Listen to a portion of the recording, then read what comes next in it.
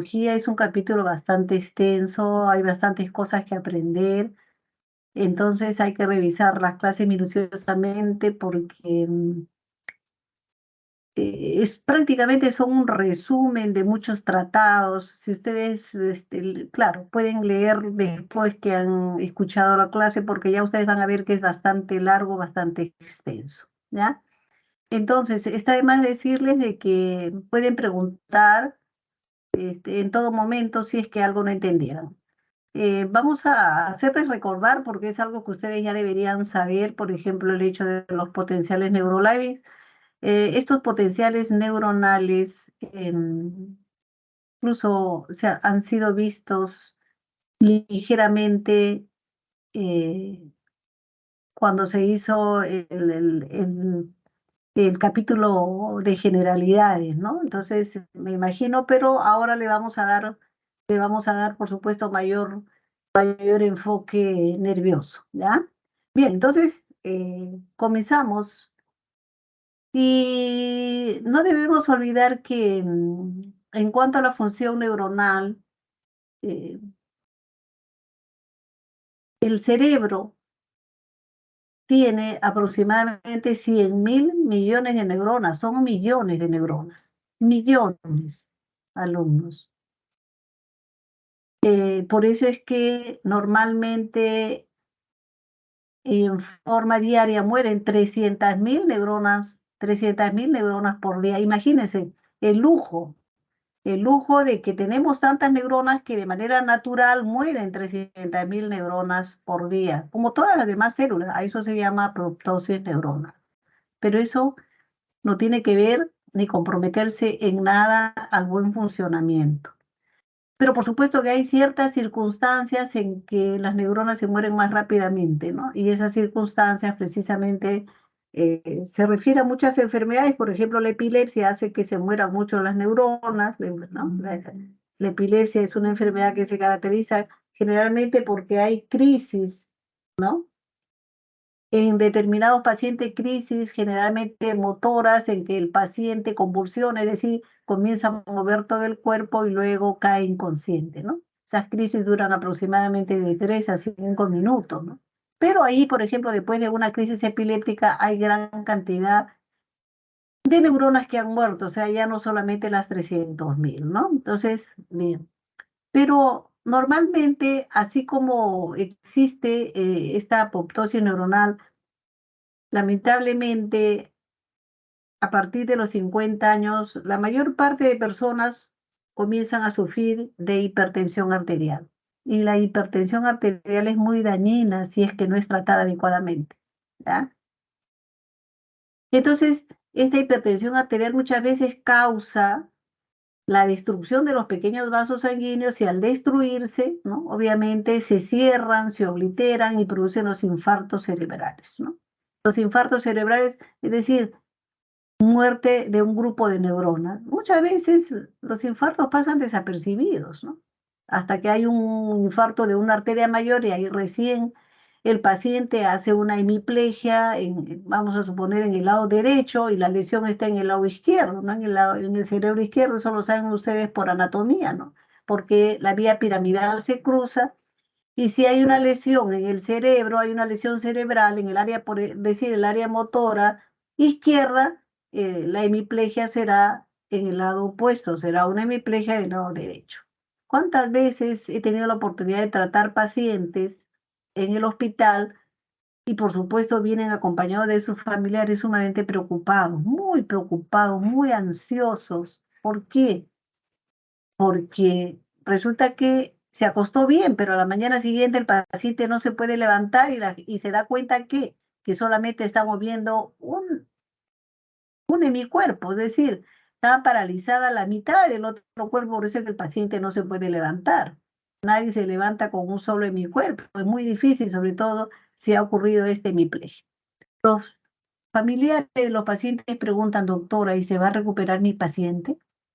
¿Cuál sería la respuesta? Porque yo no sé, pero a mí los pacientes me preguntan muchísimo.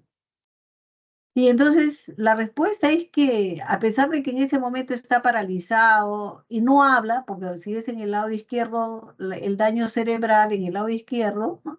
Ahí está el centro, ¿no?, del lenguaje, fundamentalmente motor, y entonces el paciente tampoco habla, solo mira como desorientado y es una cosa tremenda, ¿no? Un ser humano que no puede hablar es terrible. Entonces, pero nosotros le decimos en ese momento frente a esa pregunta del familiar, decimos, sí, señora, así se va a recuperar. ¿Por qué? Porque existe una característica importante que se llama la plasticidad neuronal. ¿Qué es la plasticidad neuronal? ¿A qué se le llama plasticidad neuronal? Es esa capacidad que tienen las neuronas para asumir una nueva función a la cual no estaban, ¿no?, destinadas, por decir. Es decir, vamos a suponer, hay un infarto cerebral en el área 4 del lado izquierdo, ¿no? O sea, estamos hablando del homúnculo de Penfield, ¿no?, área 4, pero ¿qué va a pasar? Las zonas vecinas, el área 6, el área 8 y todas las zonas que están alrededor, con el tiempo van a asumir esta función del área 4. A eso se llama plasticidad neuronal. Increíble, pero eso hace la neurona y por eso es que el paciente finalmente se recupera, ¿no? Se recupera. ¿Ya? Este es otro detalle importante. Antiguamente, hace 25 años que ya uno tiene tiempo en la docencia, ¿no?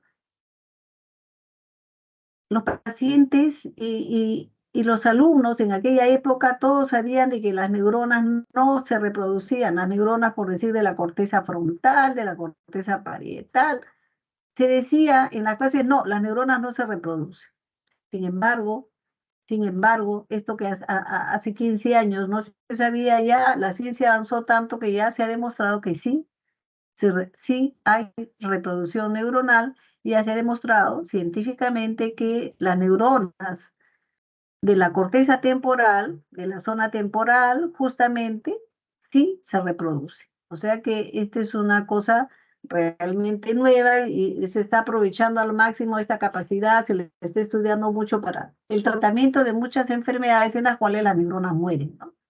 Pero todavía no hay el éxito, está en pleno estudio, pero no hay el éxito total de un trasplante neuronal, si quisiéramos decir, ¿no? Todavía no hay ese éxito, sobre todo con lo que se refiere a las neuronas. Y está de más decir que otra característica importante es la producción de neurotransmisores. Las neuronas funcionan produciendo neurotransmisores. Si no hay neurotransmisores, la neurona prácticamente, ¿no?, deja de existir, ¿no? O sea, ya vamos a ver cómo en diferentes enfermedades los neurotransmisores disminuyen. Por ejemplo, en la enfermedad de Parkinson hay una disminución del neurotransmisor dopamina. ¿Por qué? Porque hay muerte de las neuronas que justamente producen la dopamina. Estamos hablando en este caso de la sustancia negra. La sustancia negra es la que produce la dopamina y se ha descubierto en muchas circunstancias de que hay anticuerpos, ¿no?, que atacan justamente a las neuronas de esta sustancia negra y entonces destruyen la sustancia negra y estamos hablando de una deficiencia de la dopamina. ¿Ah?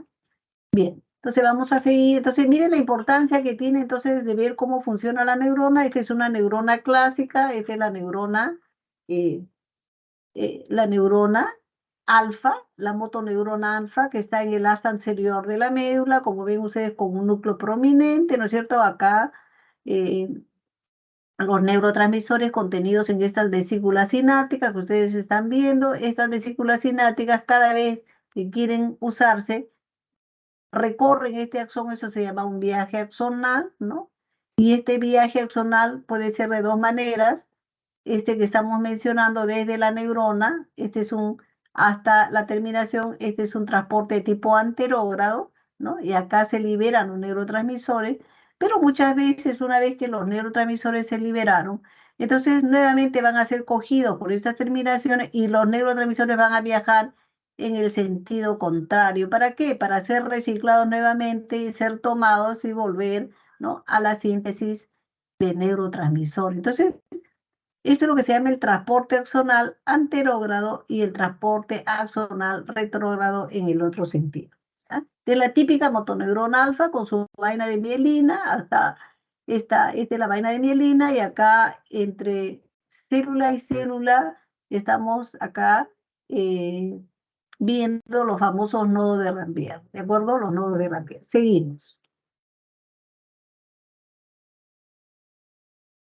Lo que les decía, el transporte anterógrado que se realiza a una velocidad de 400 milímetros por día y es realizado, por supuesto, por una proteína especial que se llama la cinesina, ¿ya? Y el transporte lento, que se refiere generalmente al crecimiento del citoesqueleto del axón, que va desde 0,5 a 10 milímetros por día.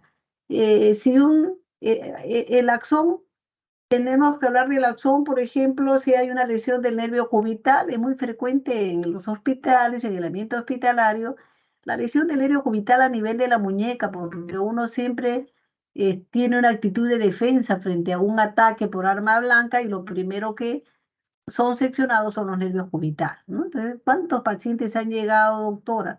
No puedo mover la mano se me está secando porque obviamente el nervio cubital inerva los interóseos, entonces es una mano cadavérica para una persona joven, joven de 20, 25 años, es terrible, ¿no? Verse con una mano así cadavérica.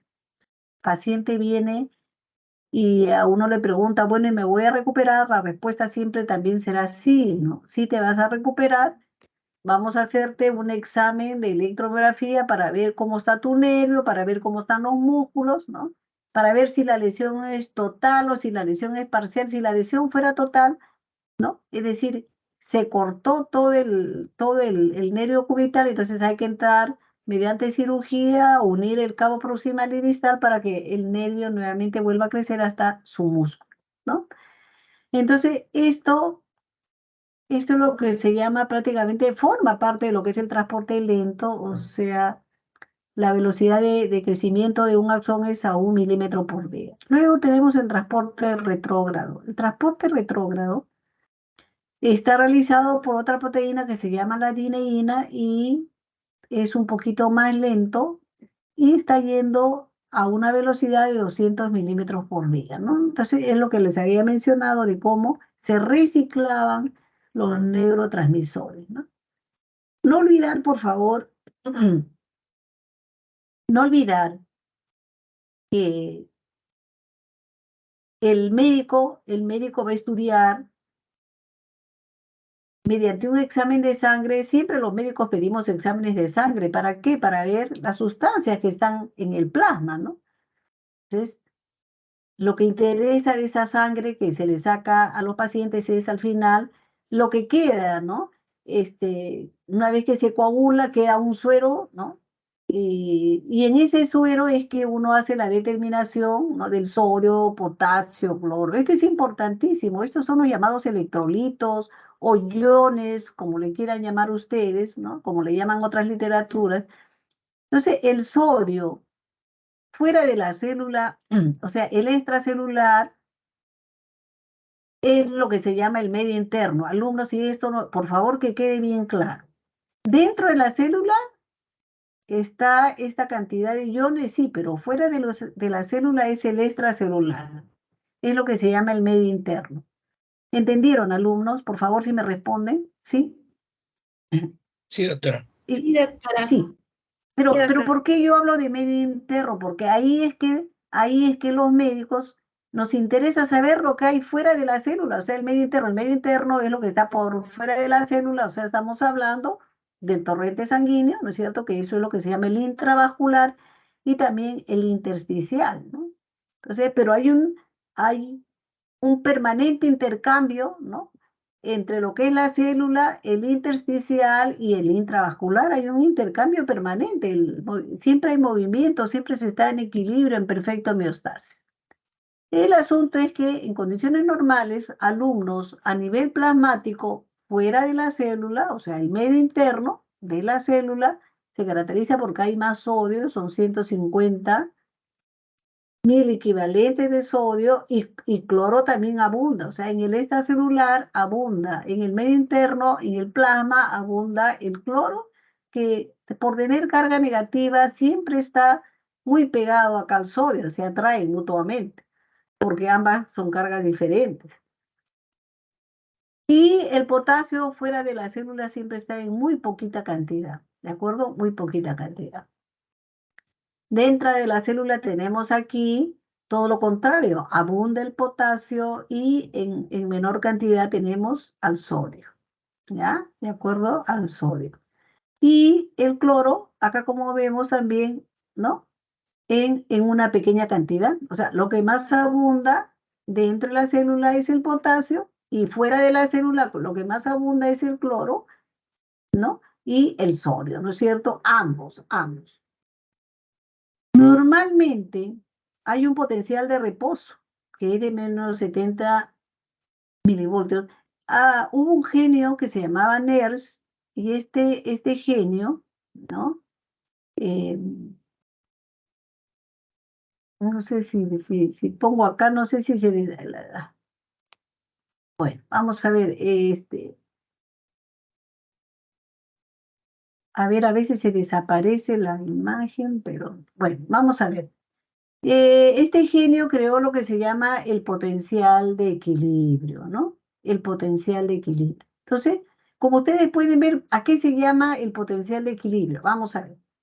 En condiciones normales, a ver un segundito, vamos a ver si esto, un segundo, vamos a ver si acá me acepta, a-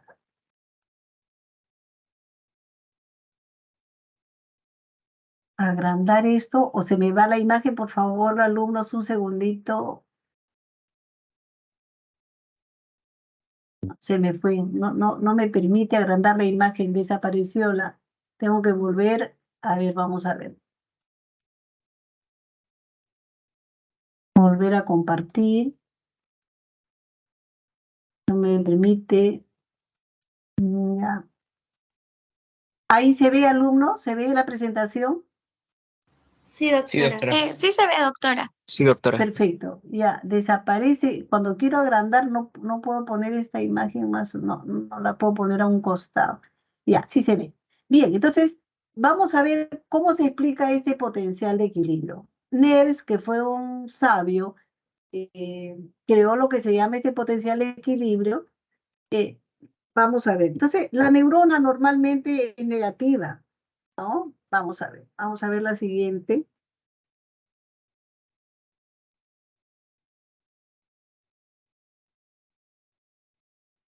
Ahí está. Entonces, vamos a ver, vamos a estudiar en este momento dos gradientes. Gradiente significa diferencia, gradiente de concentración y gradiente métrico. La neurona normalmente es negativa. ¿Alguien me puede decir por qué la neurona tiene un potencial negativo de menos 70 milivoltios? ¿Alguien que tome la palabra, por favor? Para Por la saber bomba sodio-potasio. si no lo saben, no hay problema, estamos conversando. ¿Por qué la neurona tiene un potencial negativo? Sí, Bomba contesten sodio-potasio, nomás. doctora. Perdón, no te escucho. Por la bomba sodio-potasio. Ah, a ver, vamos a ver otro. A ver, alguien que me diga por qué. Otra persona, no importa si se equivoquen, a ver si se acercan. ¿Cuál fue su pregunta? Disculpe, doctora, no le llegué a copiar. La pregunta es, un segundito, vamos a ver si esto me... Ajá. ¿Se ve? ¿Se sigue viendo la presentación, alumnos? ¿Sí? Sí, doctora, sí se puede. Yo veo Perfecto. gradiente de concentración. Sí se ve, perfecto.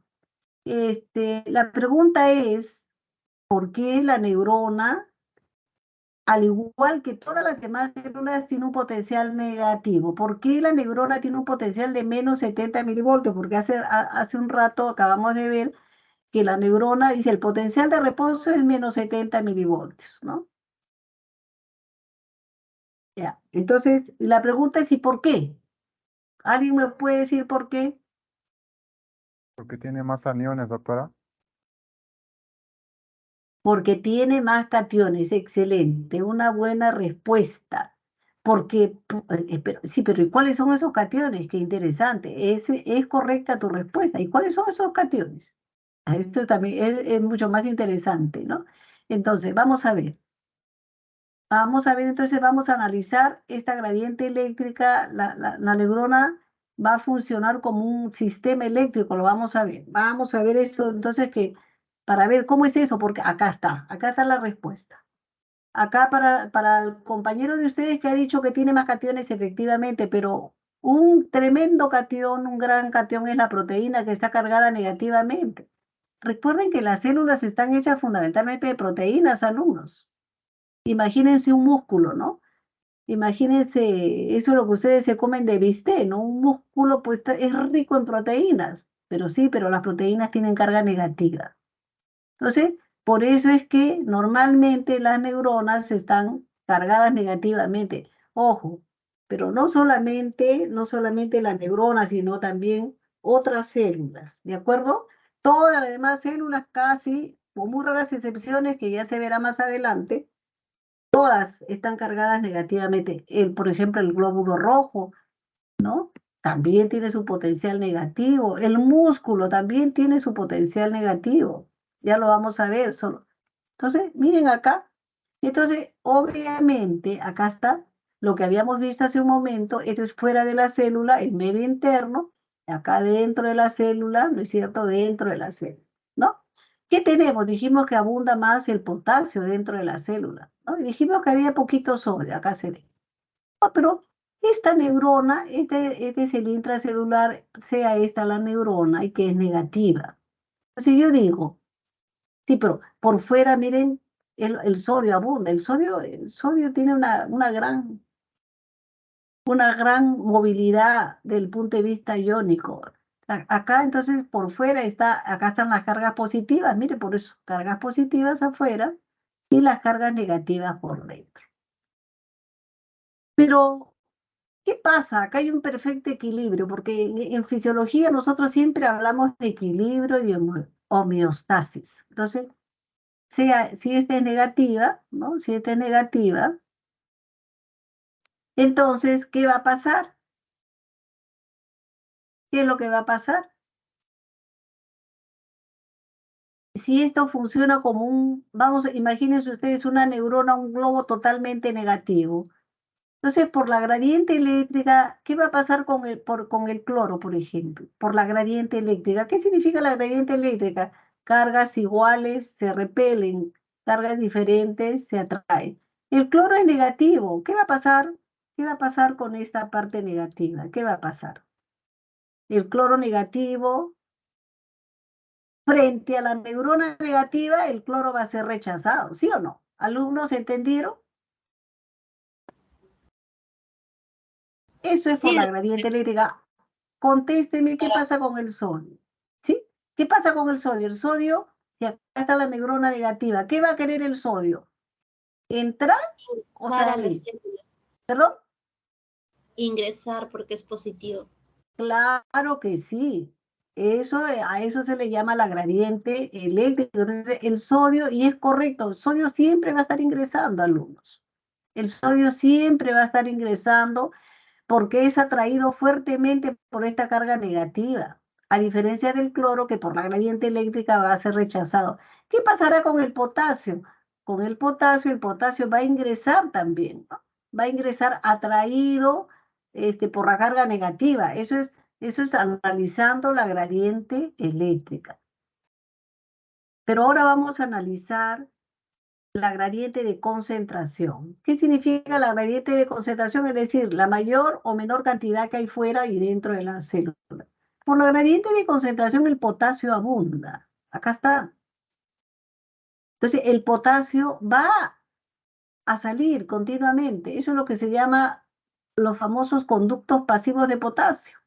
Es importantísimo. Estos conductos están abiertos y la carga positiva se va perdiendo continuamente. ¿De acuerdo? Se va perdiendo continuamente. Eso es por la gradiente de concentración. Por la gradiente de concentración, ¿qué pasa con el sodio? El sodio también entra. ¿Por qué? Porque fuera de la célula hay mayor cantidad de sodio. Y por la gradiente de concentración, ¿qué pasa con el cloro? El cloro también va a ingresar. Entonces, ¿qué vemos acá? Un equilibrio perfecto, alumnos. O sea, El cloro por la gradiente eléctrica, como habíamos analizado, es repelido. Sí, pero por la gradiente de concentración ingresa. Eso es lo que estudió NER. NER decía que hay un perfecto equilibrio entre la gradiente de concentración y la gradiente eléctrica. El cloro está en perfecto equilibrio y por eso es que NERS demostró que para el cloro el potencial de equilibrio es aproximadamente 70 milivoltios, ¿no? Muy parecido, ¿no? Pues está en perfecto equilibrio el cloro. Luego analizó el potasio. ¿Qué pasa con el potasio? Por la gradiente eléctrica, el potasio tiende a ingresar. ¿Y qué pasa por la gradiente de concentración? Tiende a salir. Otro perfecto equilibrio. Ese es el potencial de equilibrio para el potasio, ¿no es cierto? Que lo encontró, ¿no? Aproximadamente unos 90 milivoltios, unos menos 90 milivoltios, ¿no? Y finalmente cogió al sodio y dijo, a ver el sodio, analicemos el sodio por la gradiente eléctrica, ingresa. Y por la gradiente de concentración también ingresa.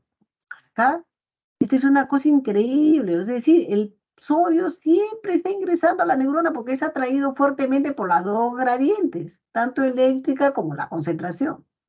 Ahí está la respuesta de su compañero. Entonces, para mantener el perfecto equilibrio y que el potencial de neurona sea de menos 70 milivoltios, ¿qué tenemos que hacer?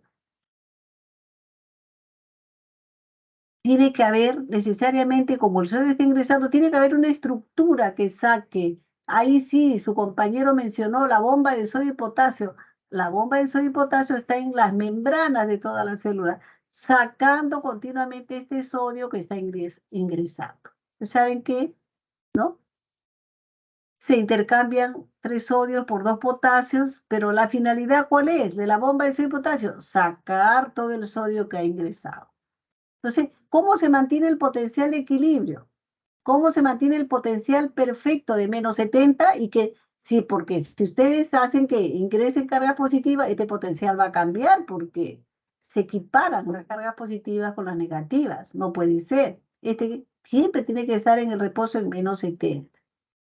Por lo tanto, hay dos estructuras que van a hacer, que van a mantener el potencial, ¿no?, de reposo. Una es la bomba de sodio y potasio y otro son los conductos pasivos de potasio. Alumnos, ¿se entendió? Esto es importante para analizar luego el potencial de acción y luego vamos a ir subiendo en intensidad, ¿no?, para que ustedes entiendan claramente que la neurona funciona. La neurona funciona como un ente fundamentalmente eléctrico, por un lado la gradiente eléctrica, sí, pero también de acuerdo a la concentración. ¿Está claro? La delegada, ¿quedó claro el asunto?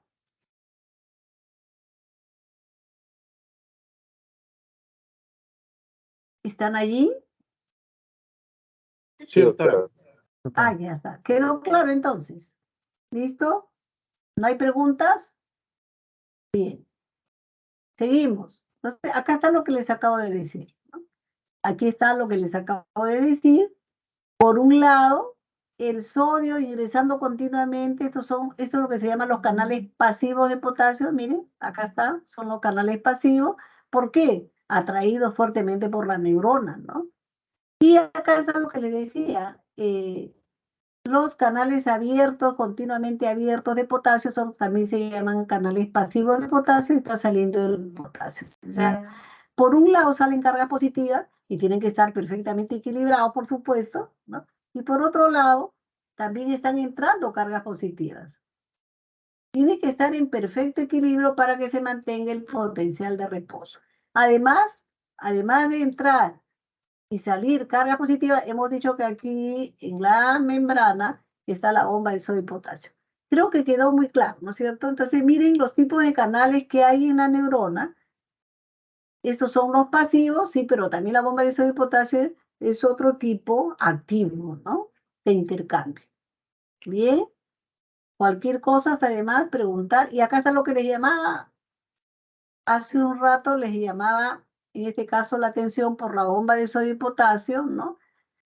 Y la bomba, pues, por supuesto, creada para, acá está, para retirar 3 sodio y para ingresar acá 2 potasio. Esto está muy clarito, ¿no?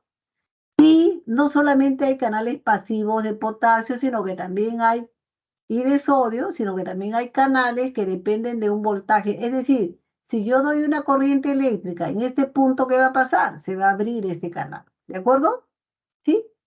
Igual, si yo doy una corriente eléctrica, también este canal de potasio se puede abrir. ¿Por qué? Porque es un canal dependiente o regulado por voltaje. Entonces, para eso es que se trabaja con las corrientes eléctricas en los hospitales, se utilizan estimuladores eléctricos para encontrar la velocidad de conducción, ¿no? Bien, y acá está lo que les decía, el potencial, ¿no? Vamos a suponer que esta es la motoneurona alfa, ¿no? Con su soma, y vamos a ver acá el axón. No olvidar, alumnos, que lo que varía es la membrana, es la que trabaja. Y la membrana está recubriendo el soma, o sea, la misma célula sí, pero también el axón. O sea, si yo estimulo en este punto, doy una corriente eléctrica en este punto, ¿qué es lo que va a pasar? Si yo estimulo eléctricamente en este punto, ¿qué es lo que va a pasar? Cuando yo estimulo en este punto con corriente eléctrica, entonces todas las cargas de sodio se van a meter aquí, nos van a comenzar a introducirse las cargas de sodio, y esto que estaba positivo por fuera, esto va a cambiar su carga. El interior se va a poner positivo, ¿de acuerdo? Entonces, en el reposo está menos 70 milivoltios. ¿Alumnos quedó claro? Creo que sí, ¿no? Si no, ustedes pueden interrumpir y me dicen. Entonces, en la fase de reposo, normalmente hay diferentes neuronas que tienen potencial de 90, de menos 90, menos 70 milivoltios. No le hace porque las neuronas son muy variadas, ¿no? Puede ser que en el Guyton encuentra que una neurona tiene menos 90, sí, pero Gannon trabajó con otro tipo de neurona que tiene menos 70 milivoltios. El asunto es que se comportan todas las neuronas de la misma forma. Entonces, miren acá. Las cargas positivas que les decía en el reposo, y acá en el interior las cargas negativas, ¿no? Las cargas negativas, ¿de acuerdo? Bien, vamos a ver entonces cómo funciona. Acá está. Entonces, cada vez que ustedes dan una corriente eléctrica, vamos a suponer la corriente se eléctrica. Pregunto, en qué unidades se da la intensidad de la corriente eléctrica? ¿Saben ustedes? ¿Milivoltios? Sí, ¿en qué? ¿Qué escuchan? Amperios. En amperios, muy bien. Generalmente nosotros utilizamos los miliamperios, ¿ya? Entonces, yo tengo una maquinita que puede dar de 1 a 10 miliamperios, por decir. Hay otras que tienen hasta 20 miliamperios, ¿no? Entonces, es la intensidad, o sea, 20 miliamperios es una corriente que se va a sentir, ¿no? Una descarga mayor. En cambio, una de 1 miliampero casi ni se siente, ¿no? Hay algunos, cuando hemos utilizado la corriente eléctrica, algunos pacientes dicen, no, doctora, eso no lo siento, ¿no? No lo siento porque es muy pequeñita, es muy poco, hay muy poca intensidad, ¿de acuerdo? Entonces, ¿qué pasa si nosotros damos una descarga, como les digo, de aproximadamente unos 15 miliamperios? Yo doy una descarga de 15 miliamperios y ustedes están viendo que de inmediato se van a abrir los canales de sodio y el sodio va a pasar desde afuera hasta el interior, ¿de acuerdo? Esto es lo que se llama el inicio del potencial de acción. ¿Qué es el potencial de acción? ¿Cómo funciona la neurona? Eso es lo que estamos viendo ahora. Vamos a ver, entonces, ¿no? Vamos a ver, entonces, a mayor aumento, esto es lo que se llama el potencial de acción. Entonces, estamos acá en menos 70, y dijimos que dábamos una descarga, ¿no? Y que si vamos a suponer que damos una descarguita aquí, que damos una descarga de 5 miliamperios, yo puedo llegar acá, pero y aquí nuevamente se cae el potencial. ¿De acuerdo? Cuando yo doy una descarga grande de más o menos unos 15 miliamperios, yo voy a llegar a este punto y acá se van a abrir los canales de sodio. Cada vez que yo aumento la intensidad del estímulo, entonces voy a llegar a este punto. Este punto se llama el nivel de disparo en muchos países, pero acá en Perú nosotros le llamamos, ¿no? le llamamos despegue o también le llamamos umbral. Los médicos acá utilizamos la palabra umbral y ustedes supuesto que van a ser médicos, entonces estamos acá en el punto umbral. Nosotros le decimos, hemos llegado al punto umbral. Si llegamos al punto umbral y se ha abierto la regular cantidad de canales de sodio, entonces, ¿qué pasa? Y adentro de la neurona, de inmediato la neurona se dispara y abre todas las compuertas de sodio hasta este punto. Y el sodio ingresa masivamente a la neurona y la neurona está repleta de iones de sodio. Y como está repleta de iones de sodio, los iones de sodio tienen carga positiva, entonces estamos acá en más 35 milivoltios. ¿De acuerdo? Ahora, entonces, una neurona que ha formado un potencial, a esto se llama esta subida, es lo que se llama la despolarización, ¿no? La fase de despolarización del potencial de acción neuronal. Llegamos acá más 35 y viene la fase de repolarización, ¿de acuerdo? La fase de repolarización está bajada. Claro que acá la neurona está llena de sodio. La lógica sería, bueno, pero si entró tanto sodio, lo lógico no sería que acá salga sodio. Sí, pues, pero la neurona no es lógica para ciertas cosas. Está codificada genéticamente para cuando llegue en este punto, aquí deja salir potasio. ¿De acuerdo? Aquí deja salir potasio. ¿Ya? Entonces, esta es la fase que se llama de repolarización, donde hay salida de potasio, pero no se olvide de que acá también comienza a trabajar la bomba de sodio y potasio porque tiene que sacar todo el sodio que ha ingresado. Muchas veces, muchos autores han dicho que acá hay una pequeña fase que ustedes ven que pasa a los 70, ¿no? Entonces, acá sería uno menos 75. Esta fase, todo lo que es negativo, en neurofisiología se llama hiper, ¿no? Entonces, aquí está la fase de post-hiperpolarización, ¿no? Entonces, estimular a una neurona en su membrana o estimular a un axón es lo mismo. Siempre se va a producir este potencial de acción de tipo despolarizante porque acá ha ingresado sodio. ¿De acuerdo, alumnos? ¿Preguntas hasta aquí? ¿O está claro todo? Parece que no hay preguntas. Muy bien. En los hospitales, nosotros, los médicos, tenemos siempre en nuestra boca una palabra que se llama, esta paciente es una paciente que tiene un umbral disminuido para el dolor. ¿Qué significa un umbral disminuido? O sea, este es el umbral. Hay gente que es muy sensible, muy sensitiva, ¿no? ¿Cuántas veces tengo pacientes que vienen por un dolor en el hombro y cuando uno les va a tocar y dice, doctora, suelte, me duele demasiado, no me toque? Entonces, ¿qué significa eso? Un umbral muy disminuido, apenas le he tocado, ¿no? Y entonces de inmediato se dispara el potencial. Estoy acá, un estímulo muy disminuido y de inmediato se dispara el potencial. Eso se llama un umbral disminuido para el dolor. Sin embargo, hay, por ejemplo, otras personas, por ejemplo, los jugadores de fútbol, uno ve que les dan unas patadas tremendas, ¿no? Tremendas patadas, pero sin embargo ellos no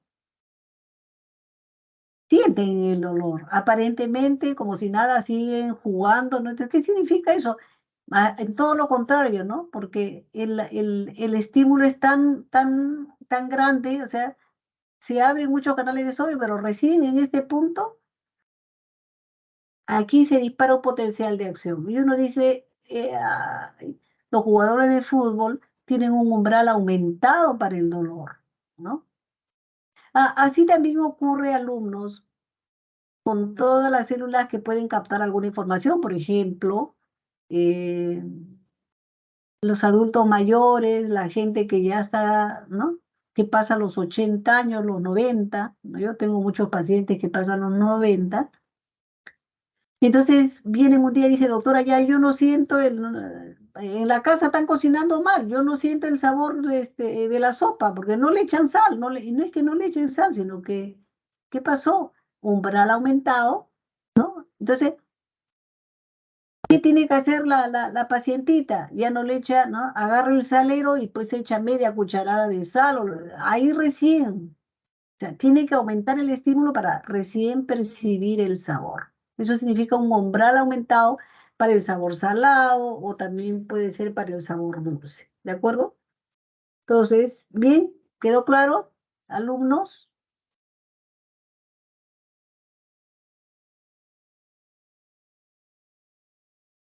¿Hay algún listo? sí, doctora. Entonces seguimos pasando, Claro. seguimos pasando. Entonces, ya entonces sabemos lo que es, ¿no? Un potencial. Ya acabamos de ver que hay neuronas que forman potenciales de tipo despolarizantes, ¿no? Acá está, entonces, este es un potencial de tipo despolarizante, ¿por qué? Porque acá ha ingresado sodio a la neurona, ¿no es cierto? Entonces, el potencial se hace positivo y luego durante la fase de la y luego viene la repolarización. Pero, acá hay otro detalle, hay neuronas que en lugar de abrir los canales de sodio, abren los canales de cloro, ¿no? Y estos canales de cloro, entonces, ¿qué pasa? Forman este tipo de potencial. Este tipo es un potencial negativo. A este potencial se llama potencial hiperpolarizante. ¿Qué significa esto en neurofisiología?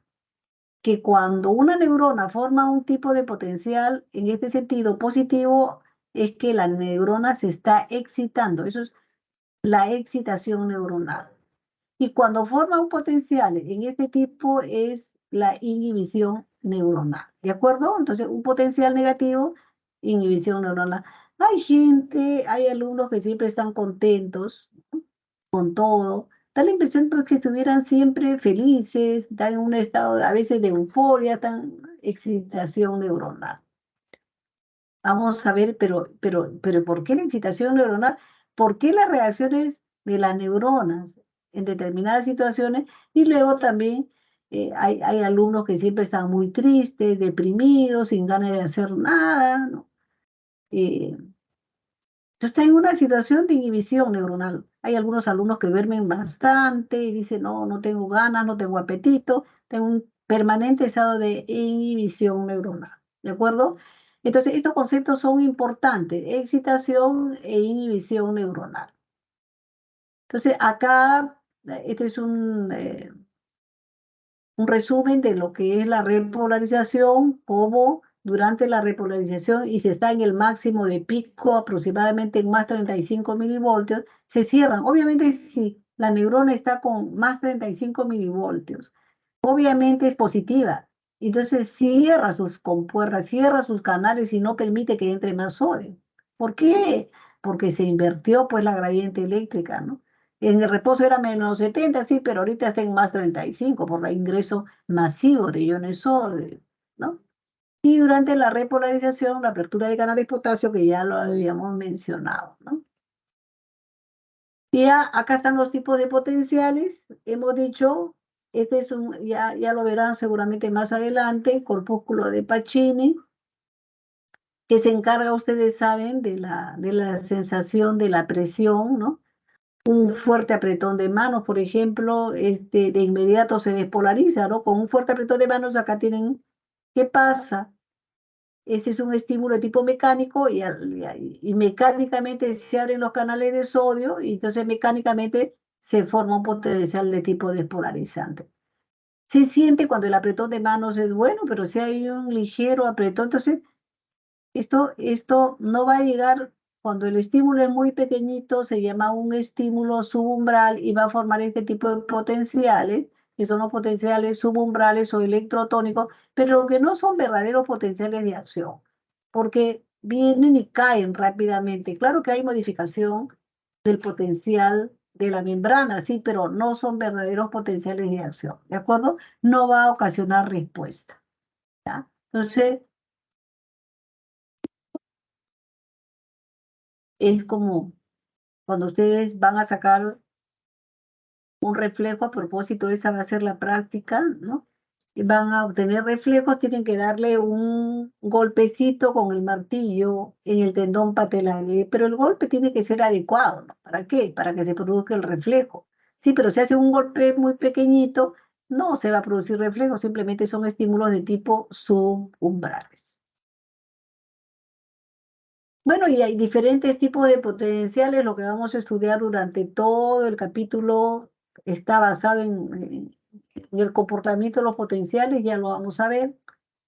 Entonces, habíamos dicho que los potenciales subumbrales, hay muchas literaturas que lo llaman potenciales generadores o electrotónicos también, ¿no? Los famosos electrotónicos o subumbrales. Los potenciales de acción son los verdaderos impulsos nerviosos, ¿no? Los que están viajando por todos los axones. Estos potenciales tan pequeñitos no viajan, pues, no son potenciales de acción. Los potenciales de acción sí están viajando por los nervios, ¿no? Hay diferentes tipos de estímulos que se van a utilizar en la práctica, ¿no? Por ejemplo, el martillo va a producir un estímulo mecánico. Por ejemplo, vamos a experimentar con los sabores, por ejemplo, ¿no? Para el sentido del gusto, esos son verdaderos estímulos químicos, por ejemplo. También se podría experimentar con corriente eléctrica. Entonces hay diferentes tipos de estímulos, ¿ya? Y acá en resumen lo que son los potenciales despolarizantes e hiperpolarizantes. Si yo le pregunto a una, ¿qué significa un potencial despolarizante, alumnos? En dos palabras. A ver, alguien que tome la palabra. Alguien que me diga, no es definición, es concepto. Los conceptos es como una pregunta de concepto, es por ejemplo, ¿y cuál es tu nombre? ¿No? Y ustedes saben cómo se llama, ¿no? Es un concepto, ¿no? Nadie se pone a pensar para responder cómo me llamo, ¿no? A ver, entonces, ¿qué opinan? ¿Qué es un potencial despolarizante? A ver quién me dice. Más positivo. Muy bien, ese es un buen concepto, perfecto, ese es un buen concepto, es positivo. Con eso él me ha demostrado que ya aprendió. ¿Y qué sería un potencial hiperpolarizante? Más negativo. Un potencial negativo, muy bien. Y si yo digo inhibición neuronal, ¿tú qué dices? Lo que se te venga a la cabeza. Negativo. Negativo, perfecto. O sea, eso significa que él aprendió. Ah, ¿Ya? también. Esas son preguntas de concepto, no son preguntas de tipo definición, que uno tiene que explayarse y tanta cosa. No, a mí lo que me interesa es que ustedes hayan aprendido y eso me está demostrando que él aprendió. ¿Ya? Muy bien, seguimos entonces. Y esto es simplemente para mostrar, acá hay un axón que no es mielinizado, no, ustedes no ven acá vaina de mielina, pues, ¿no? Entonces, pero acá este es un axón mielinizado, acá sí hay vaina de mielina, miren acá también, ¿no? Y acá, y estos son los famosos nodos de Rambier, ¿no es cierto? Entonces, yo les decía, acá viene una descarga eléctrica de buena intensidad que llega al punto umbral. Entonces, ¿qué pasa? Se abren los canales de sodio. Hemos dicho que cada vez que hay corriente se abría un estímulo que llega al punto umbral, se abren los canales de sodio y se supone que acá se forma un potencial de tipo despolarizante, ¿no? Entonces, cuando llegó la carga eléctrica y se ha formado un potencial de tipo despolarizante, esto es positivo. Acá el sodio ingresó, sí, pero al frente, esto está en reposo, el nodo está inactivo, ¿no? Entonces, ¿qué pasa? La corriente eléctrica va de polo positivo a polo negativo. Acá se instala un circuito de corriente, ¿de acuerdo? Y claro, y acá como acá se ha invertido también las cargas, el circuito de corriente es perfecto, ¿no? Entonces, así es como salta el potencial de acción a este punto. Una vez que ya esto se activó, entonces esto se vuelve positivo, sí, pero el otro está negativo, entonces vuelve a saltar y entonces forma un circuito eléctrico. Por eso se dice que el impulso eléctrico es saltatorio porque va saltando de nodo a nodo. Este es el axón de la motoneurona alfa, como yo les había dicho anteriormente. Hay otros axones en el sistema nervioso central que no llevan, prácticamente tienen una mínima cantidad de mielina. Entonces, ¿qué pasa? Entonces no hay salto, pues, ¿no? Entonces el paso del potencial es ¿cómo es? De pasito en pasito, ¿no? Pasitos cortitos, ¿no? Entonces la velocidad es lenta, ¿no? Por eso se habla de que a mayor cantidad de vaina de melina, si yo tengo una mayor cantidad de vaina de melina, el salto va a ser mayor. Quien salta más largo va a llegar más rápido, ¿no? Por eso se dice que a mayor cantidad de vaina de melina, mayor velocidad del axón, ¿no? Mayor velocidad del axón. Bueno, y acá para demostrar lo mismo, prácticamente lo mismo, ¿no? La corriente eléctrica, sea que se la dé aquí, en el soma, en la membrana, o acá, es la misma cosa. ¿Por qué? Porque la neurona, ustedes ven que tiene un axón, ¿no? Y si esta es la neurona, ¿no? La motoneurona alfa, porque vemos que está muy bien mielinizada, ¿no? Entonces acá vemos lo que habíamos mencionado, ¿no? Cómo va saltando el potencial de acción desde el nodo positivo, ¿no? Hasta, ¿no? Cuando se activa, hasta la parte negativa, ¿no? Muy bien. ¿Preguntas hasta aquí? Ninguno, o sea, todo está clarito. Muy bien, entonces nos vamos para la sinapsis. Perfecto, listo. En vista que todo está claro, vamos a ir complicando un poco más, ¿no? Porque ya todo esto ha sido entendido. Entonces vamos a ver la transmisión en la sinapsis. ¿Cómo es que una neurona le transmite una información a la otra neurona, ¿no? Entonces, acá tenemos el típico arco reflejo, ¿no? Este es un arco, se supone monosináptico, porque acá hay una sinapsis. A propósito, ¿qué se entiende por sinapsis? ¿Cuál es el concepto, no?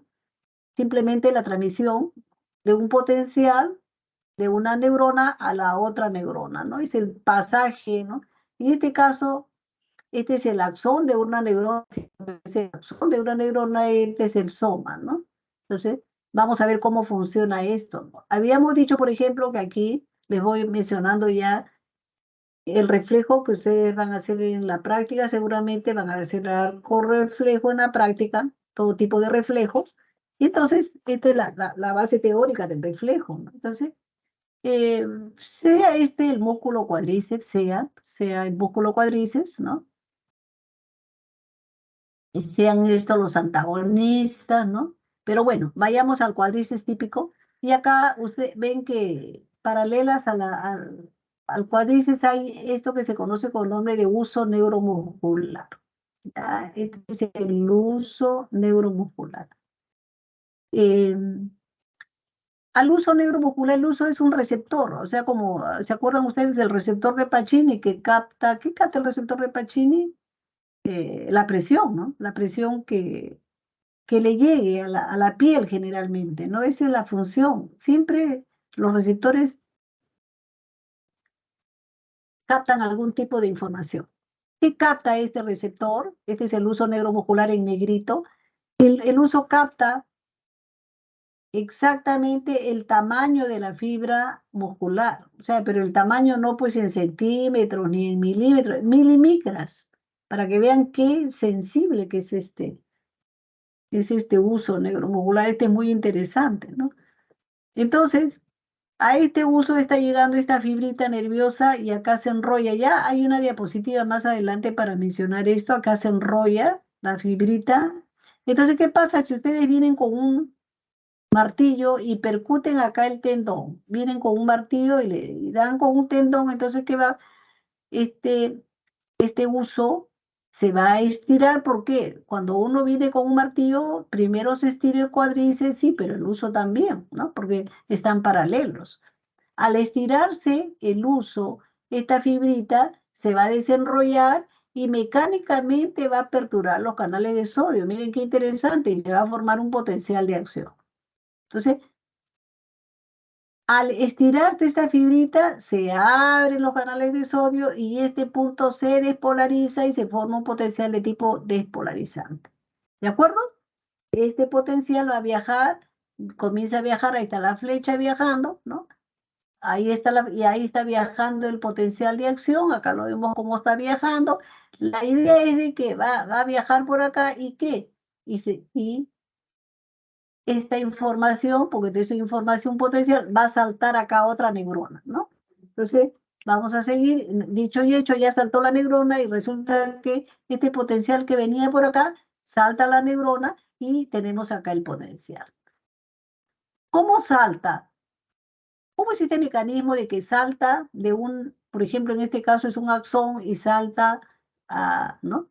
Eso de saltar significa que se transmite, es la palabra correcta, se transmite, este potencial de acción se transmite de una neurona a otra neurona.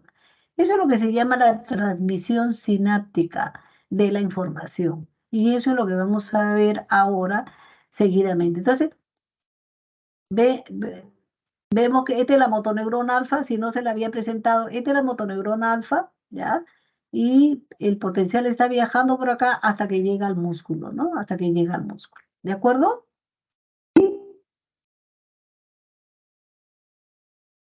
Bien, como no hay preguntas, se supone que ya está, pero muy bien explicado, que ya lo están entendiendo, pero perfectamente, ¿no? Lo están entendiendo perfectamente. Entonces, acá están los diferentes tipos de sinapsis. Ya hace un rato le pregunté a su compañero, ¿y cuál es tu concepto? Cuando yo digo despolarización, ¿tú qué dices? Potencial positivo. Perfecto, ya aprendió. O también me ha podido decir, apertura de canales de sodio. También vale, ¿no? O sea, eso es lo que, ¿no? Cada quien aprende a su estilo, ¿no? Cada uno de ustedes. Y si yo digo potencial inhibitorio, alguien me puede decir, apertura de canales de cloro. Estamos en lo correcto. Eso significa aprender, alumnos. Cuando uno aprende, ese es un proceso de aprendizaje y luego pasa a la memoria. Porque seguramente si el alumno sigue pensando en esto, sigue pensando, entonces lo va a grabar en sus recuerdos y lo va a grabar obviamente en una neurona. Sí, pero ese recuerdo va a estar en el aire, no, alumnos, no está en el aire, ya está demostrado. Acá hay síntesis de proteína y comienzan a crecer estas yemas sinápticas. Cada vez que una persona aprende, se forman muchas yemas. Aquella persona que estudia mucho, que sabe mucho, va a tener cualquier cantidad de sinapsis, más que una persona que no estudia. Eso ya está demostrado. Entonces, pero así como estudia y gana sinapsis, en algún momento también, si es que deja de estudiar, va a perder esa sinapsis, ¿no? Por eso siempre se recomienda a los estudiantes pues que lean, lean y lean. Y eso va a hacer que su cerebro tenga mayor número de sinapsis. Entonces, miren, esto es lo que se consigue con el aprendizaje, ¿no? Entonces, una neurona, por ejemplo, le quiere pasar la información a la otra, esta que está acá le quiere pasar, estas son las yemas, ¿no? Las yemas pueden aparecer en cualquier parte, ¿no? Pueden aparecer, como ven acá, las dendritas o puede ser en el soma. Estas yemas le pertenecen a otra neurona, ¿no? Y que en el axón se han formado las yemas, ¿no?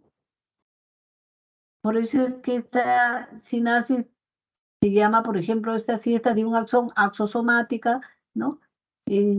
Axoaxónica, porque es otro axón, y axodendrítica. Entonces, miren ustedes las bondades, la maravilla que significa que una neurona trabaje, ¿no? Que una neurona trabaje significa que está formando muchas sinapsis, ¿de acuerdo? Y acá está a mayor aumento, ¿ya? Miren acá, esta es la zona presináptica, acá los neurotransmisores, ¿no? Depositados en vesículas sinápticas, ¿no? Me gusta mucho la clasificación funcional, es muy importante, porque hay muchas clasificaciones para los neurotransmisores, pero a mí me gusta esta clasificación funcional porque es importante y base para el estudio, ¿no? Entonces, ¿cuál es la funcional? Es decir, tenemos neurotransmisores excitatorios. ¿Cuáles son? Si tienen ahí un lapicero, apúntelos. ¿Cuáles son los excitatorios? Glutamato y aspartato. Entonces, repito, los excitatorios son dos. Por eso me gusta la funcional porque es muy fácil. Glutamato y aspartato. Luego tenemos los inhibitorios. ¿Cuáles son los inhibitorios? También son dos. GABA y glicina. GABA y glicina. Y la tercera división, los neurotransmisores mixtos. Fácil. Se comportan de las dos maneras, excitatorios e inhibitorios. ¿Cuáles son? Todos los demás alumnos. Todos los demás. ¿Estamos hablando de qué? Adrenalina, noradrenalina, dopamina, serotonina, acetilcolina. ¿De acuerdo? Son mixtos. Se comportan de las dos formas, ¿no? Y lo más importante, lo que tienen gran relevancia desde el punto de vista clínico, estamos diciendo que son la dopamina, la serotonina. Son mixtos, ya vamos a ver durante el curso, ¿no? Sumamente importantes. ¿De acuerdo? Entonces, acá tenemos entonces diferentes tipos de neurotransmisores y vamos a ver, vamos a hablar sobre la acetilcolina, es uno de los neurotransmisores más, pero que es sumamente importante en el organismo por la multitud de funciones que tiene, ¿no? Entonces, la zona presináptica, acá el espacio se va a depositar el neurotransmisor, el espacio sináptico o hendidura también, y acá tenemos la zona postsináptica, ¿de acuerdo? Entonces, ¿cómo la transmisión? ¿Cómo se produce la transmisión del impulso nervioso? Acá entonces, esta es la yema de una neurona, de la neurona presináptica, y esta es la yema postsináptica. Entonces, estamos viendo cómo tenemos aquí, entonces, esta es la neurona presináptica, llega a un potencial de acción, esta neurona se ha excitado. Cuando yo hablo de excitación es que se formó un potencial de tipo despolarizante. Aquí hay excitación neuronal. Esta neurona que se ha excitado, ¿no? ¿Qué es lo que va a hacer? Va a hacer este mecanismo que lo vamos a describir entonces. La llegada del potencial de acción desde la neurona, porque simplemente es la yema, ¿no? La neurona está, por supuesto que puede estar muy distante, ¿no? Porque, entonces, ¿qué es lo que va a pasar? Entonces, la llegada de un potencial de acción a la zona presináptica abre los canales de calcio. Es tan importante el estudio de los canales de calcio, ya lo van a ver durante toda la carrera. Se abren los canales de calcio, acá está, y el calcio ingresa. ¿Ingresa para qué? Ingresa para producir la exocitosis de las vesículas sinápticas. ¿De acuerdo? ¿Qué es la exocitosis? La salida de las vesículas sinápticas. Acá el calcio va a entrar y va a activar, va a llevarse a un proceso de activación de todas estas proteínas exocitadoras como lo va a ver. ¿Ya? Más adelante hay el mecanismo a nivel molecular de cómo es que se produce esta exocitosis, pero repito, acá hay varias proteínas exocitadoras, dentro de las cuales hay una que es sumamente importante, que es esta que está bien pegada a la vesícula sináptica, que se llama sinatobrevina. Entonces, esto es muy interesante. Lo primero que se tiene que hacer es aperturar la entrada de calcio, y el calcio es el que va a activar este proceso de exocitosis, ¿de acuerdo? Acá está, miren, se comienza a liberar, y acá está ya la acetilcolina en el espacio sináptico viajando hacia sus receptores de acetilcolina, ¿ya? Acá está, se une perfectamente, ¿no? La acetilcolina a su receptor. Y ustedes ven que al principio esto estaba cerrado, pero cuando se une acá perfectamente, se forma una especie de complejo neurotransmisor receptor, y miren acá, el sodio ingresa porque se abre este canal, que es un canal justamente para el ingreso de sodio. Estos son, repito, estos son los receptores colinérgicos que tienen la forma de canal y que se abren para dejar entrar al sodio. Entonces, así es como el sodio entra a la neurona postsináptica, y ustedes ven acá este potencial de acción postsináptico. ¿De acuerdo? Miren qué interesante. ¿cómo es que se produce el salto, lo que les decía, desde la zona presináptica a la zona postsináptica? ¿No? La perfecta unión, ¿no? Este es el método, como se abren unos canales, este es el método que muchos autores le llaman el método de los canales iónicos o conductos iónicos, como le quieran llamar. Y acá está lo que les decía, esta es la perfecta salida del neurotransmisor. Miren acá, en este momento, esta es la capa de la vesícula sináptica, ¿no? La envoltura de la vesícula, y acá está la membrana presináptica de la neurona. Y miren, todo este es un sistema tan perfecto, un sistema de poleas, por ejemplo, acá esta es la famosa sinaptotagmina, acá está, este es en inglés, sinaptotagmina. La sinaptotagmina, ustedes están viendo, es la primera proteína, miren acá cómo se une, acá el calcio, miren acá. Entonces le cambia la configuración a la sinaptotagmina porque obviamente ya es un elemento más pesado de esta perfecta unión, ¿no? El calcio ingresa y se une acá, como hemos visto, y entonces esta proteína se pone en movimiento, miren acá, ¿no? Entonces, en ese momento que se pone en movimiento, ustedes ven esta cita se une a esta otra, se unen y se enlazan. Entonces, ¿qué va a pasar? Acá hay otra proteína que es muy conocida, esta es la que les decía, se llama la sinaptobrevina. Miren, acá está cruzando toda la membrana de la vesícula. Entonces, esta se une, se hace un nudo, imagínense, ¿no? Se unen perfectamente, entonces comienza a traccionar. Entonces, esta que está acá se tracciona como si fuera poco para darle mayor fuerza. Acá hay otro complejo que se llama el Core-SNER, ¿no? El complejo Core-SNER, que está llegando a ayudar acá a la famosa SNA25, acá está la SNA25, que además se une perfectamente con la con la sintaxina que estamos viendo acá. Entonces, y la famosa proteína AP, ¿no? Miren ustedes, todo este mecanismo tan sincrónico es ¿para qué? Para que la vesícula sináptica sea traccionada hasta acá y evacúe su contenido en el espacio sináptico. Imagínense qué perfección, varias proteínas metidas en ¿no? En este todo coordinado proceso de la exocitosis, ¿no? Bien, entonces ya se supone que se produjo la transmisión del impulso nervioso desde la zona presináptica a la zona postsináptica. Entonces, ya la acetilcolina que estaba acá, que pasó al espacio sináptico, tiene que desaparecer. No puede quedarse ahí. Obviamente la neurona nunca va a escatimar y va a exocitar de menos la acetilcolina. Siempre se exocita de más. En ese momento viene esta enzima que es la acetilcolinesterasa, y la acetilcolinesterasa, ¿qué es lo que va a hacer? Va a metabolizar a la acetilcolina y la va a convertir en colina, con lo cual desaparece la acetilcolina del medio. ¿De acuerdo? Entonces, ¿cuál es la misión tan importante de la acetilcolinesterasa? Metabolizar a la acetilcolina para que ésta ya no esté acá.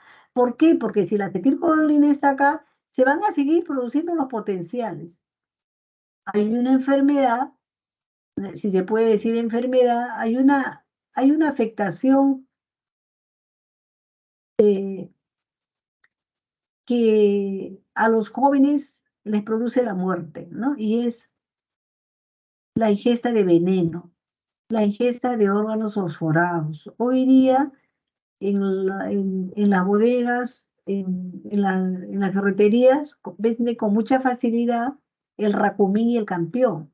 Pero el racumín y el campión tienen órganos fosforados, son unos venenos. Y el órgano fosforado lo que hace es bloquear a la acetilcolinesterasa, con lo cual abunda, ya la acetilcolina acá abunda. Recuerden que este espacio sináptico es el extracelular, es el medio interno, y esto se va a reflejar en el plasma.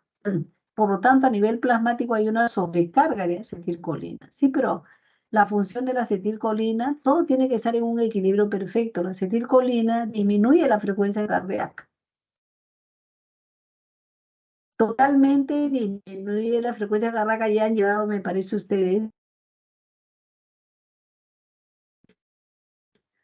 el capítulo 10, va a disminuir la frecuencia cardíaca y va a producir paro cardíaco. Por eso es que frente a un envenenamiento, los niños de 15 años o 16 que tomaron el veneno van a morir. ¿Por qué? Por paro cardíaco. Porque la acetilcolina en exceso, cuando está en una sobrecarga colinérgica, va a producir paro cardíaco, ¿no? Bien. Esto es para mostrarles a nivel molecular cómo es este receptor de la acetilcolina. Miren, es tipo canal. Entonces acá está llegando la acetilcolina para unirse en su punto exacto para formar el complejo que les decía. Una vez que se une, miren cómo se abre el canal. Acá está abierto el canal y el sodio ingresa, ¿no? Durante la despolarización, y luego el potasio saldrá pues durante la repolarización. Pero miren cómo se abre el canal. Este es el famoso conducto iónico, ¿no? Que lo tiene la acetilcolina y también la glicina. La glicina también es muy parecida a este receptor, es tipo conducto iónico. No olvidar, acá está, que existen dos tipos de transmisiones, ¿no? ¿Cuáles son los tipos de transmisiones? Tenemos que, este es lo que acabamos de mencionar, tipo canal iónico, sí, pero acá hay otro tipo de transmisión que se llama la transmisión de la sinapsis de tipo metabotrópico. Metabotrópico viene de metabolismo. Entonces, ¿qué significa esto?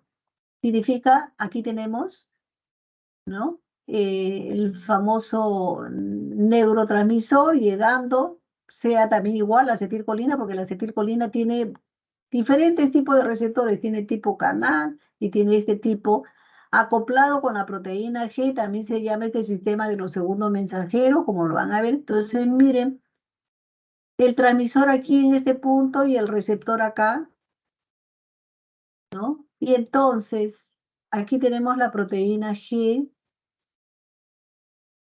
Observen ustedes entonces cómo la proteína G, ¿no?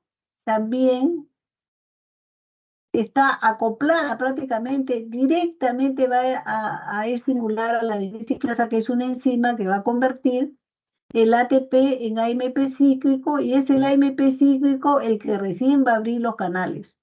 Por eso es que este método se llama el método de los segundos mensajeros, ¿no? ¿Por qué? Porque al final este AMP cíclico es como un segundón que va a abrir los canales, a diferencia del método directo, ¿no? Que no necesita pues la proteína G, acá directamente se abren los canales, ¿no? Este es el receptor ionotrópico, ¿no? Y este es el receptor de tipo metabotrópico. Entonces, este tipo de receptor está acoplado con una proteína G, ¿no? Entonces, en cuanto se une el transmisor al receptor, se activa la proteína G, pero esta proteína G, a su vez, va a activar a otra enzima, que es la adenosiclasa, que es la que finalmente convierte el ATP en AMP cíclico, ¿no? ¿Cuántos AMP, el AMP cíclico es un segundo mensajero? ¿Qué otro segundo mensajero conocen? ¿Alguien me puede decir? Aparte del AMP cíclico. A lo mejor el GMP cíclico también, ¿no? También. ¿Qué otro segundo mensajero? El trifosfato de inosinol, el diacilglicol. Y a propósito, acá les he puesto la proteína GS, la que dijimos que cuando actuaba, ¿no es cierto?, estimula a la adenosiclasa, y la adenosiclasa es acá está, la adenosiclasa, acá está, es la que convierte el ATP en AMP cíclico. Esta es la proteína GS. La GS siempre va a incrementar los niveles de AMP cíclico, es bien interesante, ¿no? Pero hay otra proteína GI, alumnos, que es interesante también esta GI. ¿Qué es lo que hace la GI? La fosfolipasa, ¿sí? La GI, dime, ¿sí? Dilo, Tenía dilo. que ver con la fosfolipasa, ¿sí? No te escucho, un poquito más fuerte. Si no recuerdo mal, eso tenía que ver con la fosfolipasa, ¿sí? Muy, muy bien. La fosfolipasa está bien que recuerde. La fosfolipasa C, esa es la que va a ser activada, pero cuando existe aquí la proteína GQ, lo vamos a ver ahorita, ¿ya? Entonces estamos viendo la GS y la GI. ¿Qué es lo que hace? La GI más bien inhibe la formación de AMP cíclico, ¿ya? Esta es una proteína inhibitoria, ¿no? Que muchas veces puede producir la inhibición de la adenisiclasa o a su vez puede estimular a otra enzima que va a desaparecer el AMP cíclico, por lo cual disminuye el AMP cíclico. Muchas veces la proteína GI directamente va a cerrar los canales de sodio. ¿De acuerdo? Va a inhibir, si cierra los canales de sodio, ¿te acuerdas que hay unos canales de sodio, acabamos de hablar, que están abiertos continuamente? Pero ¿qué tal si GI cierra esos canales pasivos de sodio? ¿Qué tal? ¿Entrarán cargas positivas? ¿Qué va a pasar con la neurona? Si se impide que entren cargas positivas, la neurona se va a negativizar y se va a formar un potencial de tipo hiperpolarizante y la neurona se negativiza y la neurona se inhibe. ¿De acuerdo? Entonces está claro, cuando hay una proteína GI, se cierran los canales de sodio y la neurona se inhibe. Creo que quedó claro, ¿no? ¿Sí? Bien. Entonces, esta proteína GI actúa de muchas maneras, pero al fin y al cabo inhibe la formación del AMP cíclico. Hasta ahora hemos hablado de la acetilcolina, hemos visto cómo tenía que entrar a tallar la acetilcolinesterasa, ¿no? Entonces, la acetilcolinesterasa tiene que estar para destruir lo que queda de la acetilcolina en el espacio sináptico. Pero aquí hay otro tipo de mecanismo. Este mecanismo se llama la recaptación de neurotransmisores. ¿Qué significa esto? Alumnos, escuchen y anótenlo. Cuando está de por medio la sinapsis que tiene el neurotransmisor adrenalina, noradrenalina, dopamina y serotonina, o sea, los 4 más importantes, repito, adrenalina, noradrenalina, dopamina, serotonina. Cuando está de por medio estos neurotransmisores, aquí ocurre la recaptación de neurotransmisores. ¿Qué significa? Que acá no hay una enzima potente como la acetilcolinesterasa. Entonces, ¿qué hace esta neurona? Esta neurona vuelve a endocitar, engloba nuevamente el neurotransmisor y lo ingresa nuevamente, pero el asunto es que desaparece al neurotransmisor del espacio. Este mecanismo se llama la recaptación de neurotransmisores. Acabo de mencionar que de esta forma trabaja la dopamina, la serotonina, ¿no es cierto? Adrenalina y noradrenalina, ¿de acuerdo? Entonces, muchas veces llegan los visitadores médicos y dicen, doctor, ahorita se está utilizando este nuevo medicamento que tiene muy buen resultado, se está utilizando en la depresión y actúa, ¿no?, inhibiendo la recaptación de serotonina, ¿no? Actúa inhibiendo la recaptación de serotonina. ¿De acuerdo? Entonces, se entiende, porque si inhibe la recaptación de serotonina, entonces la serotonina va a estar más en el medio interno, va a estar más a nivel plasmático y entonces va a mejorar al paciente, ¿no?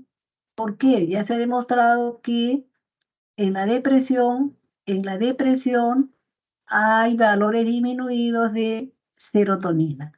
Así como la enfermedad de Parkinson hay niveles disminuidos de dopamina, en la depresión hay niveles disminuidos de serotonina fundamentalmente y algunas veces noradrenalina, pero acá lo fundamental es la serotonina. Y por eso es que los médicos, cuando tratamos a un paciente que tiene depresión, lo que le damos es inhibidores de captación de serotonina. Ese es el tratamiento, ¿de acuerdo?, para este tipo de pacientes, ¿ya?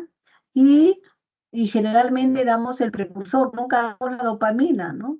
Lo que damos es la 5-hidroxitritamina que la damos en capsulitas, ¿no? ¿Por qué? Porque la serotonina no atraviesa la barrera hematoencefálica, entonces tenemos que darle el precursor que es la 5-hidroxitritamina. Entonces, La neurona toma el precursor, ¿no? Y luego lo convierte en serotonina y por eso se elevan los niveles de serotonina. ¿De acuerdo?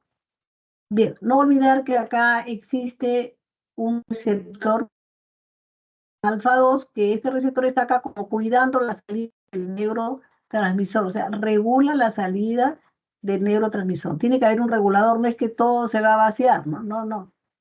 Se vacían pequeñas cantidades, son cuantos, ¿no? Cuantos de serotonina, muy pequeñas cantidades, lo suficiente como para que haya una transmisión del impulso nervioso suficiente, ¿no? Entonces, esto es sumamente interesante. Y acá los diferentes neurotransmisores que se van a estudiar, y se han estudiado además yo creo que durante todo el curso, ¿no? Y se van a seguir estudiando,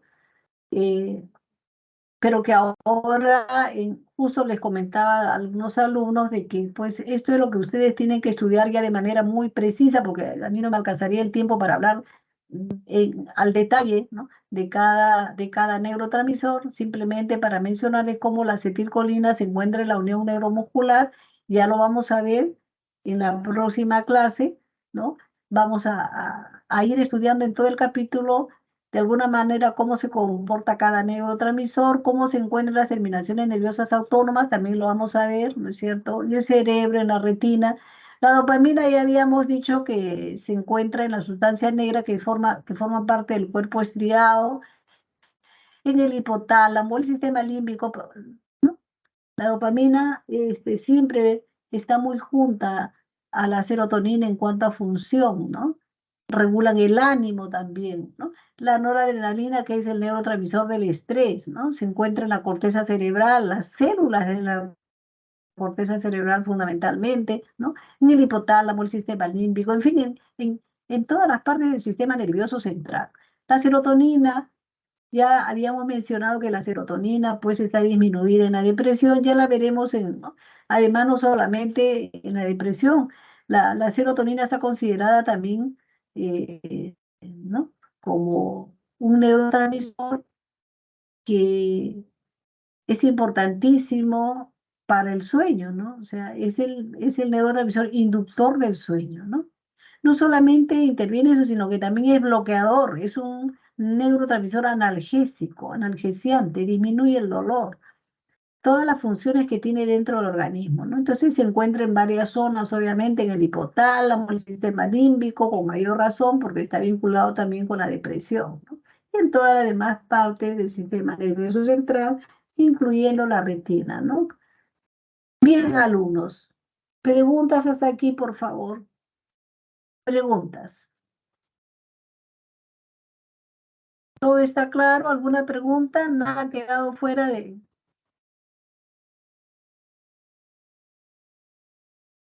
Parece que todo está clarísimo.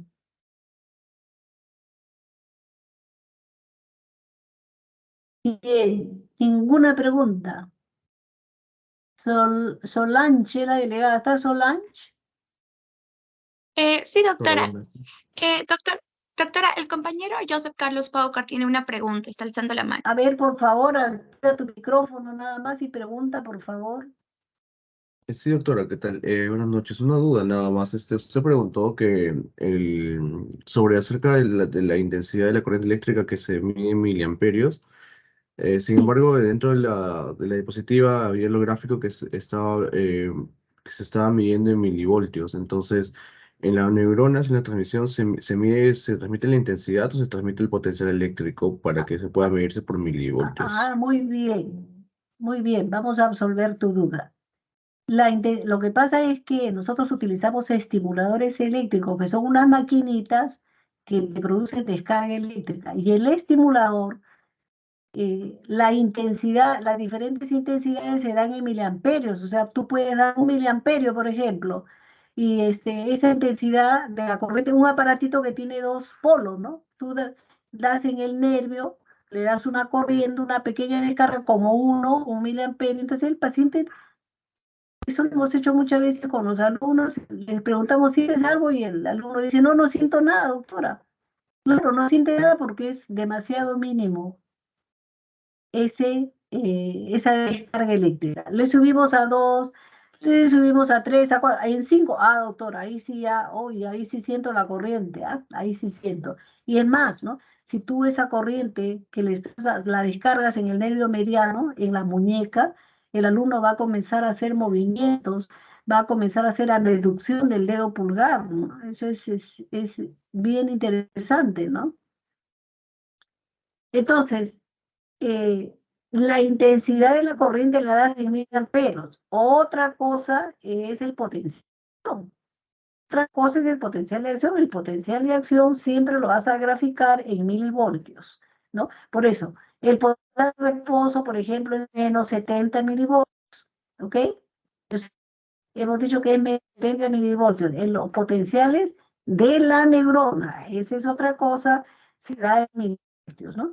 Y cuando tú comienzas a dar un estímulo intenso, necesitas llegar al punto umbral. Generalmente el punto umbral, más o menos,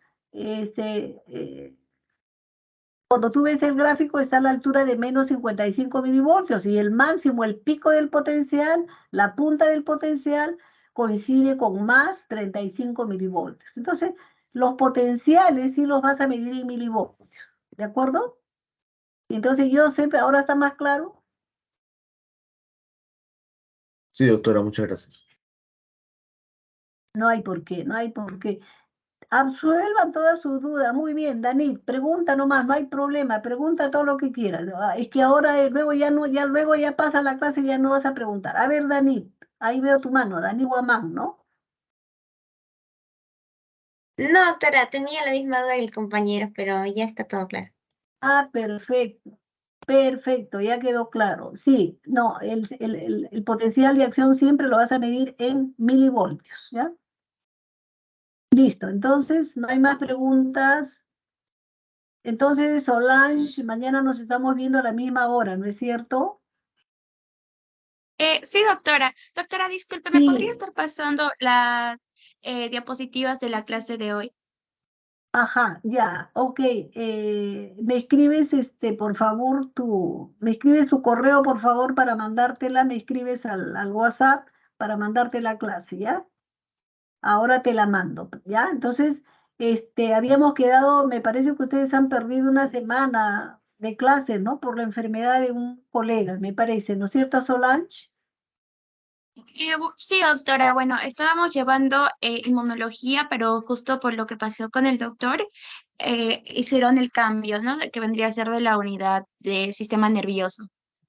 Ya, entonces vamos a aprovechar el tiempo para que ustedes no pierdan, entonces vamos a hacer estos 3 días, como corresponde, ¿ya? Las clases, ¿de acuerdo? Bien, entonces nos vemos mañana a la misma hora, ¿ya?